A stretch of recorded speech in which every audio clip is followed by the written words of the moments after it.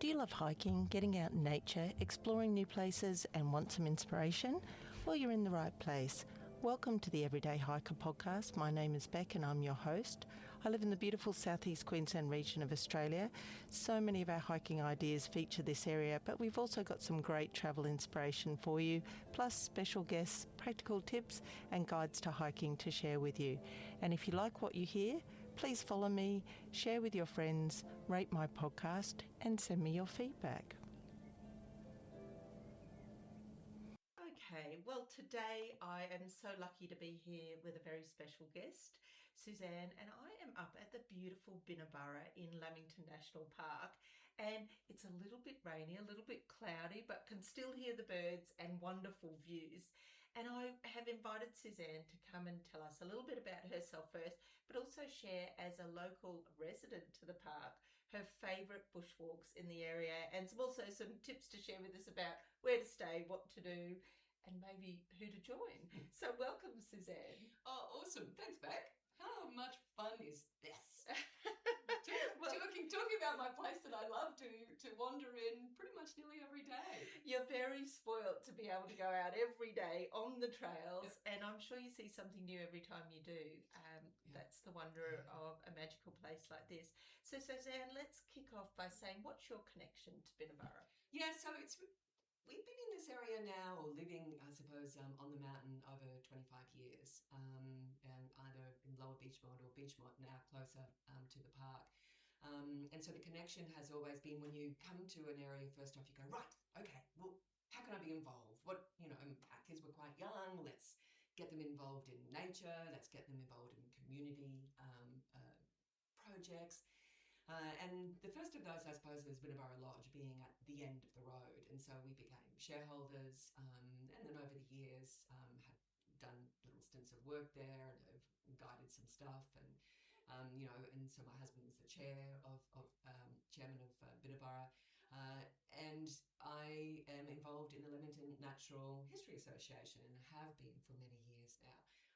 And so all of those things keep on connecting, and that sort of, that wonderful umbilical call back to the park always, and back into the park, and sharing knowledge with people who come here. Wonderful. And so 25 years, you will have seen it all. Bushfires, flood, rainy days, sunny days. You really know the park quite intimately, I'm going to suggest. Yeah, absolutely. And being part of that community, I'm also an active firefighter. So the 2019 Black Summer fires were, parts of the forest that I saw burning were not necessarily the best experience that I've ever had. But being able to, help in the regeneration of that through the Lamington Natural History Association, we went back in and started, planting new trees and being involved with the QPWS, Queensland Parks and Wildlife Service. So I suppose that was part of the healing from that period too. Yes, absolutely. And Binna Burra, we were talking before, it's a Brisbane favourite. And I've just driven down from Brisbane this morning.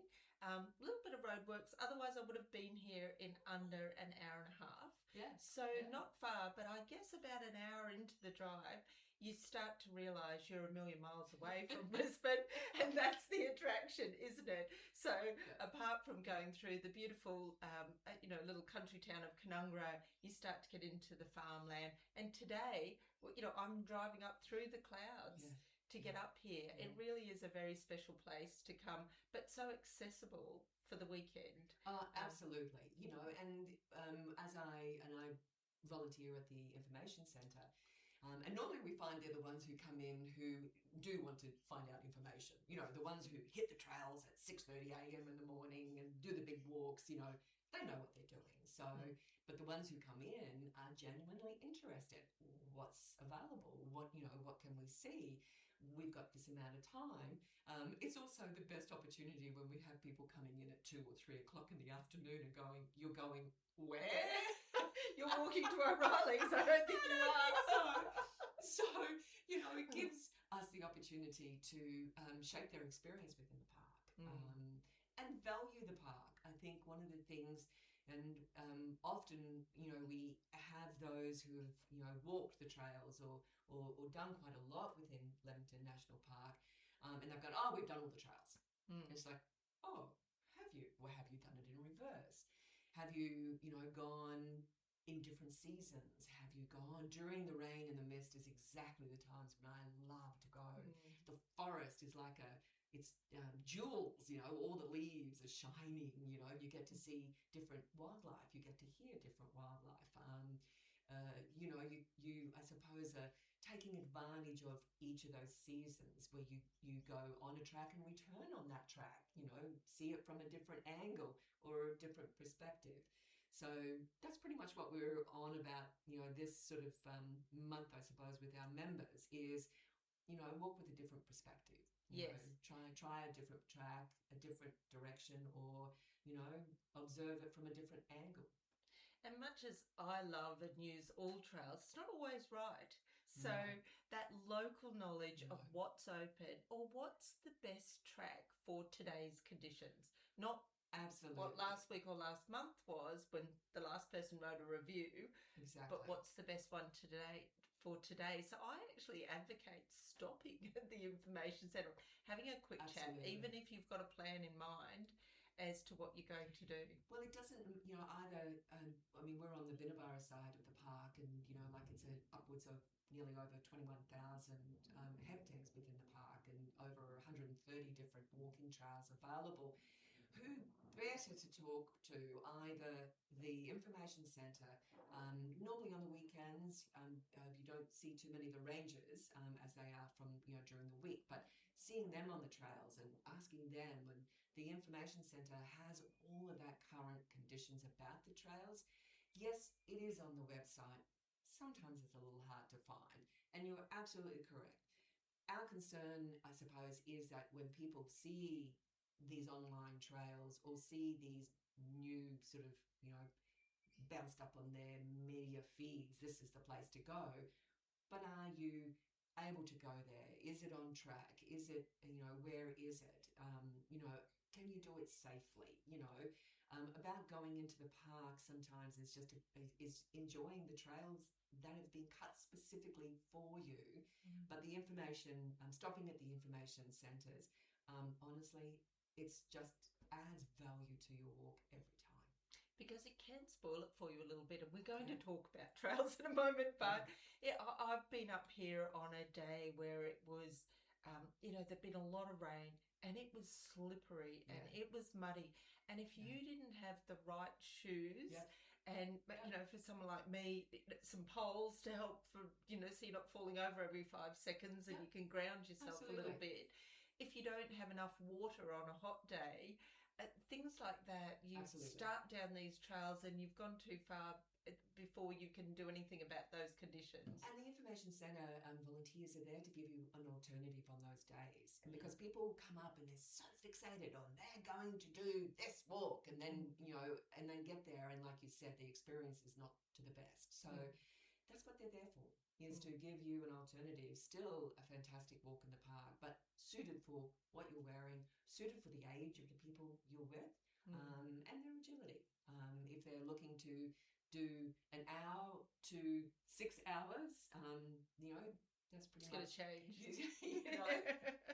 You can do that on the Binna Burra side. Absolutely. Well, let's kick straight into that. I'm a novice bushwalker. I'm keen to get out in nature. I've come up for a Sunday and I want to do a walk that's no more than 5 or 6 kilometres. Perfect. Where am I heading? Oh, look. First of all, we check the knee conditions of a few people because there is a couple of walks that fit that billing quite well. And so I often call them, so one is your Huffy Puffy walk, and that is to the Gorongoral track, and that goes down to the Coomera. So and guess what? There's a couple of hundred steps that go down, and they're the same amount coming back up again. So that one is your Huffy Puffy, but it is the geological walk within the park. It's not suited for all fitness. The one that I would probably say, look, Tullawallal is the number one little circuit. That's perfect. It's 5 kilometres, and it's really the micro link of that to the Gondwana ancient forest that we often hear about but don't quite know what that means. And there's a nice new sign now on the entry to that park, that track, and it's up past the Binna Burra Tea House, and they call that the Binna Burra Trailhead. And most of the trails within the park, or a majority, feed off that border track trail, and that border track trail is 22 odd kilometres over to Green Mountain side of the park, but it feeds it off, so you are able then to do this really amazing 5 kilometres, about an hour and a half. That's all you'd need, but you're going along a collective of an in-forest experience. And so on a day like today, you'd have the mist filtering through these bouillons, and then you get to a point and you walk up to where you see the most northern part of where the Northopagus moriae, which is the Antarctic beech trees, they're all clustered around in a little clump, and it's really quite a spiritual experience. I don't know no other word to explain that. You sit up the top and you have these amazing trees surrounding you that you can almost sort of hear the forest, and you move back out and then along and back down. The great way of doing the loop track and then coming down the border track, you're going downhill, so you feel as though you've got a good sort of end to the walk. But the epiphytes, you've got your catbird songs, you've got the wonderful you've got the pitters that live within the forest, so they're the jewels of the forest, the birds, and they sound like walk to work is their sound. You've got your brush turkeys. There's a whole lot of activity if you slow down and just enjoy it. And that's still a good size walk, enough to warrant a muffin with your cup of tea or coffee when you get back to the tea house. Absolutely. Or a refreshing ale towards the end of the day. But yes, but the beauty of that one is that it's a walk for any time of the day. Keeping in mind we're now slipping into autumn and into winter, the park gets dark earlier than outside. So coming up through to autumn already now, it's getting dark within the park at about 5 o'clock. It's not to say there's no gate to close the park at night time. However, what happens if you miss a trailhead, or if you miss a connection, if you're not familiar with the trails, all of a sudden you could be on that 22-kilometre trail to the other end of the park. So you need to be careful when you come to any of those junction points that you're following the right arrow back to where you started. Especially if one of the criteria was that you're a novice bushwalker. Novice bushwalker. So we often, and I think look, even though it's a 5 kilometre, you still take your water. You still, you need to still have wear your proper shoes. To wear your proper shoes. I'm sorry, flip-flops, thongs, you're not going to do it for us up here. Whilst the trails on those shorter walks, they're good underfoot, you're still going to have tree roots. You're still going to have, they have these little sort of rocks that divide off the trails for drainage.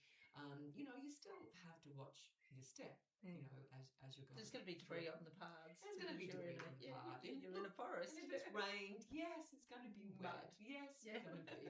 That particular walk is pretty good.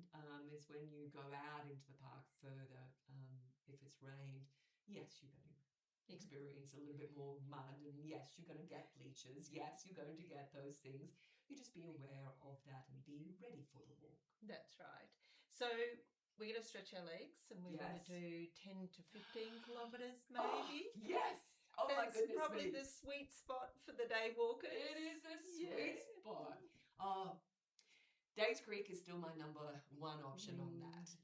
So Dave's Creek is up the border track. Trailhead's easy enough. And please, oh please, if I may, just remind, go on and ask for Queensland Parks, just QPWS track closures. And so you can easily pick that up, and it tells you, which ones are closed.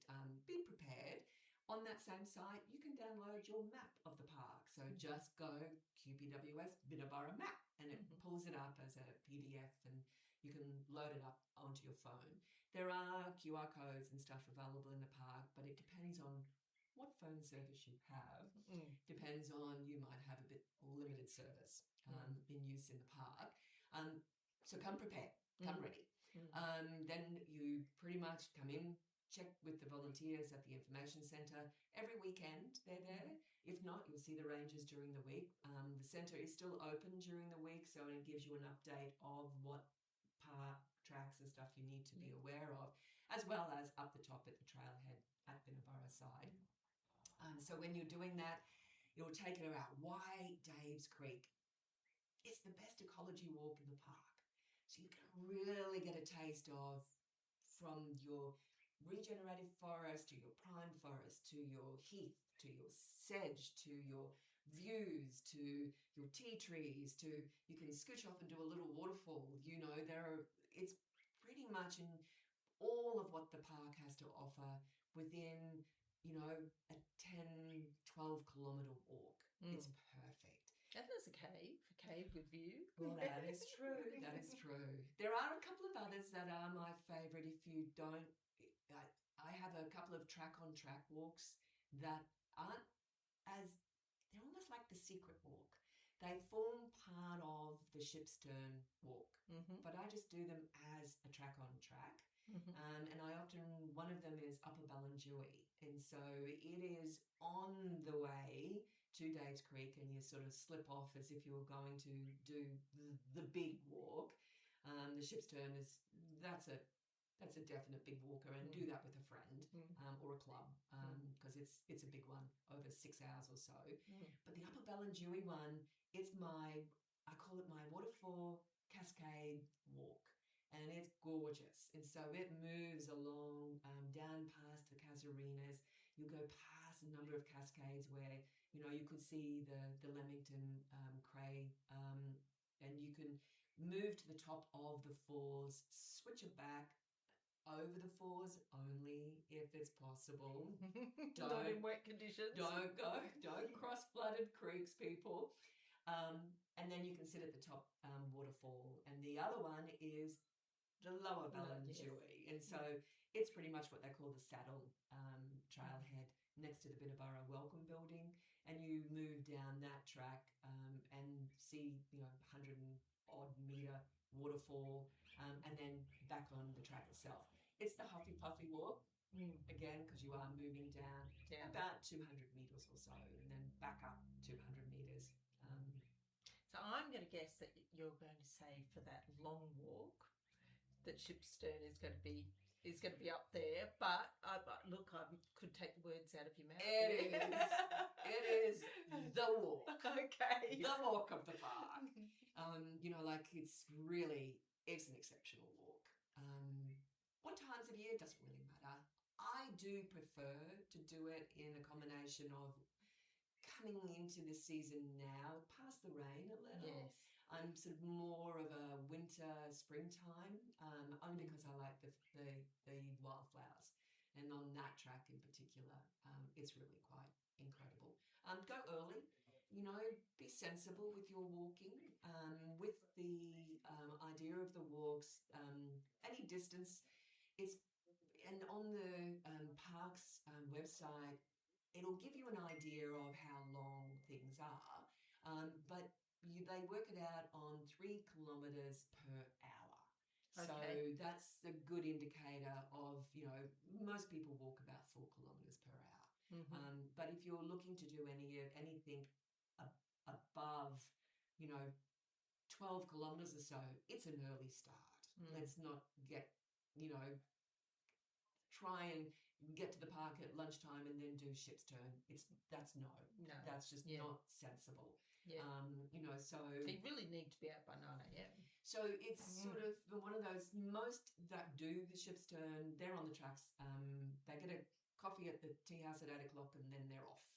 Or they go early and get a cuppa on the way home, So with the other ones, you just have to be mindful of your timing and make sure that, and be sensible about it. If you're wanting to even do the 10, 12 kilometres, it's still going to be about a 3.5 to 4 hour walk. So you're going to take that into consideration. Bring along snacks, make sure, you've got fortification as you're moving along the track, and water, and, always always let people know that if you are doing any of these walks, there's often with the walkers clubs, they say don't walk alone, but some, we have quite a lot of sole walkers within the park. And if they're doing any of those longer, 3.5 to 4 hours, they just ring home or ring a friend and go, hey, I'm about to head off on a walk. Please remember to let them know that you've returned. Yeah, absolutely, just so they don't stress about it. But the longer ones like Shipstern and stuff, no, don't attempt those on your own. They're too long. They're, those ones you do with a friend or do with a walking club. Now, I know Coomera Circuit is a bit of a jewel in the park as well. You were telling me earlier it is closed at the moment. And so I should have sort of said it's quite nice to sort of still go to the falls, isn't it? Yeah. God, I shouldn't have. God, there's so many of the 10-kilometre ones. Beck, you're not being fair to me today. So it's hard to pick just one. Goodness me. So yes, the circuit itself would be, and it's really interesting, and there'll be a few of the viewers that are listeners, I should say, and they'll come back and go, no, the Coomera Circuit is far better than Shipstern. Both are the jewels within the park, and I think the Coomera Circuit actually sits up there as like the top 5 walk that you do within Queensland. I don't know, I could be just making that one up, but anyway, but unfortunately we're still clearing stuff from ex-tropical cyclone Alfred and then this and that, and so it's a big job for the rangers at the moment, and they're doing a fantastic job. And what they've had to do is close the circuit just at the waterfall platform. So you can still go to the platform and back again. And it's really funny. I was talking to one of our members recently. She's also within Bushwalking Club. And she said she had sort of said to the group, right, we're going to the Coomera Falls and back. And they all went, well, what's the point of that? And after they did it, they were like, whoa, how amazing. Returning on the same track, and we saw completely different things, and so there were like land mullets that came out at the beginning, and then there were spiny crayfish at the end, and so it was really quite rewarding for them, and they had quite a nice sort of scientific view of that particular walk. And it's still lovely to actually get to, the end and see a number of the waterfalls. And the views from the platform are still spectacular. And look, on the plus side, we don't have that, sort of, leechy, windy sort of track, which is amazing when you see a waterfall after every corner. Like skip, hippity hop across some of the stones creek and the crossings, like there's 6 odd, crossings. Beyond from the cantilever. So the circuit is not for everyone. That's right. It is for the agile ones. And so, often within the information centre, we have these wonderful little information sheets. And so, for volunteers, it's just a quick reference. And also for people who can take a photo, it's like, right, from 30-minute walk up to an hour or up to a couple of hours, up to just 3 hours. Just to be a spectacular scene for a photo. And then we say, because it's constantly, how far is it to a waterfall? Oh, and these are the waterfall options. Yes. However, the volunteers have sort of go, well, you need to walk into a waterfall at our park. You just can't park a car and there it is. But, that's part of the experience. Absolutely. And look, let's talk about making this a day trip or a weekend, because there's some wonderful food and accommodation options up here at Binna Burra. And we did talk before about overnight hikes, and I always recommend when people are asking that question to stay at the campsite, because accommodation is ranging from your basic, spot on the earth that you can throw up your tent and have your shared kitchen.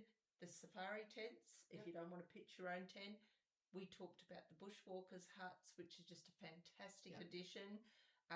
We've done that. We come up on a Friday night, throw your sleeping bag down, so you're there first thing in the morning, and ready to get on that Shipstern or that really long walk the next morning.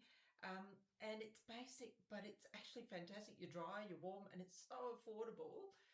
I've probably taken some of your thunder there. No, I was listening quite nicely. Well done, Beck. But we've also got the comforts of the tiny wild houses and the sky lodges for those who, wanting to not just have, a place on the bare earth. And mid-year, Binna Burra's will be reopening, its accommodation back in the main lodge. So we're very excited about that.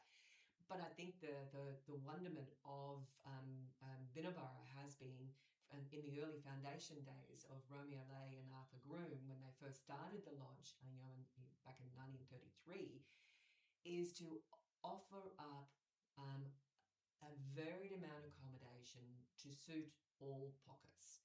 So no matter what you could hopefully there's a wider range of accommodation, affordable accommodation for everyone, depending on how or what you wanted to stay. There is no doubt having a place where you can simply, and the campsite in the safari tents is a prime example, and often in the bunkhouses, I meet people that are starting off on the trails and they go, how cool is this? I rolled out of bed, I got my backpack, I had my coffee, and I have walked to the start of a World Heritage listed park. There are not too many places that you can do that.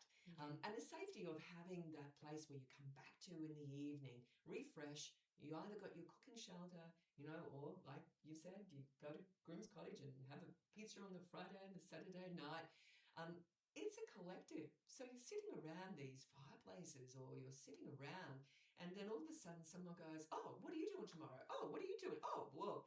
And for sole travelers, all of a sudden they've got a posse of, 3 or 4 people that were doing the same walk. And so that in itself is, it's the spirit of Binna Burra. Yes, absolutely. And what did you do today? Exactly. That sounds great. That's what I'm going to do tomorrow. Yeah. So I think it's the way to go, as you said. And we talked about Groom's Cottage and the pizza, personal favourite of mine.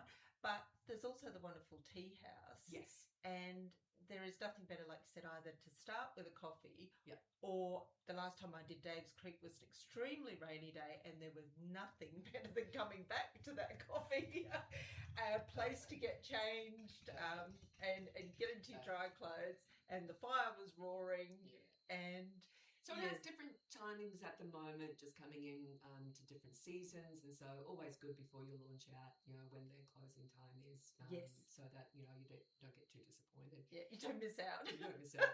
We talked about the coffee, and then you don't get one. I know. So double check, before you head out, that you've got your timings right on that. And it's a bit fluid and dynamic is the new wording, I suppose. And the thing friends of ours actually did last time, they were staying within the campsite, and we thought, we'll have a barbecue as we came back. We popped in a barbecue pack order on the way out, and then picked it up on the way back. That's a great idea. To the campsite. Yeah. And so I thought that they were cooking for me, but apparently not. No. I was the chef. So voluntold chef that evening. That's a great idea, though, to be able to come back and have, and not even be worried about bringing your groceries up. So that was you. kind of fun. Yeah. So there was just a few bits and pieces that we needed, but the rest was sorted. Fantastic. Now, you talked about membership before, so before we wrap up today, tell me about membership at Binna Burra. It's my favourite thing. So Lamington Natural History Association is the like-minded community group that I'm involved in, and has been going, it's actually been going now for 50 years. How amazing is that? We just had their birthday recently. What it is easy enough. Everyone pop online. We've just had a wonderful revamp of our website. So Lamington Natural History Association. And I'll put a link in the notes. Awesome. Yeah. Thank you.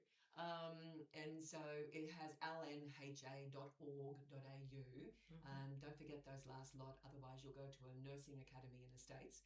But with the association, it is every quarter or so we get together and we have presenters. And so these can be spider specialists, they can be butterfly specialists, they can be tree, forest floor, they could be any number of specialists who have been involved in the park or involved in research. And then we go in field. So we go off on our own sort of citizen science walk, and we have a look, and we check, and we learn more about what's happening.